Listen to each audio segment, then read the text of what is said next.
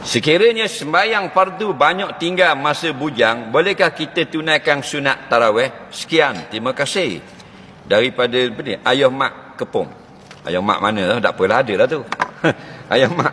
Nah, dia zaman bujang dulu banyak tinggal sembahyang. Boleh tak Leni nak sembahyang tarawih? Begini, apabila kita berhutang dengan seseorang, sunnah Nabi, bila kita bayar, kita beri hadiah. Contoh, kita berhutang 1,000. Faham tak ke?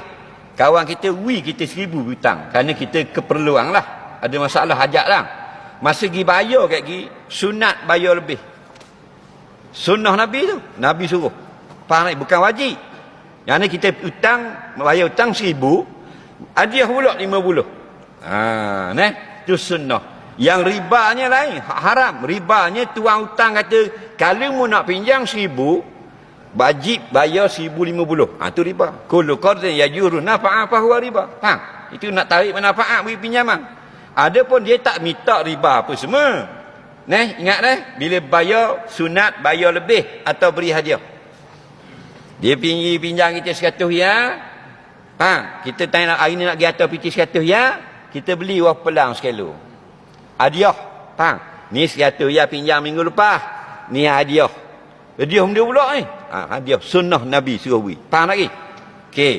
Tiba-tiba, ingatlah itu sunnah. Itu cara agama. Okey. Tiba-tiba orang hutang kita 1,000 tak ayah. Tapi wah pelang sekaju. Kata benda, ni sunnah. Dah 1,000? 1,000 dah aku tak wayar. Marah orang kalau beri hadiah saja. Begitulah orang yang tak qada. Hutang itu wajib. Hak wajib dia tak bayar. Dia beri hak sunat, iaitu tarawih. Faham lagi? Sedangkan yang wajib itu hutang dengan Allah.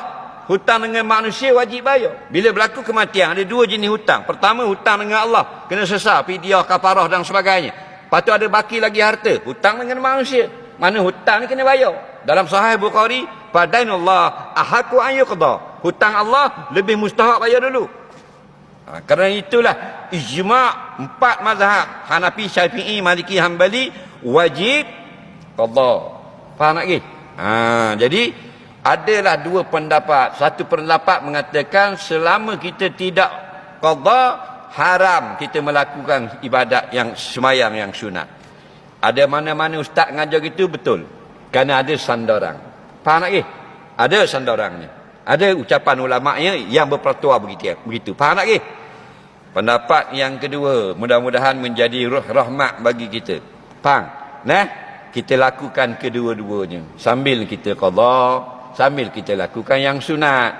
Itulah ikhtilaful a'immah rahmatun lil ummah. Faham? Perselisihan imam-imam mazhab memberi keringanan dan rahmat bagi kita semua. Betul tak?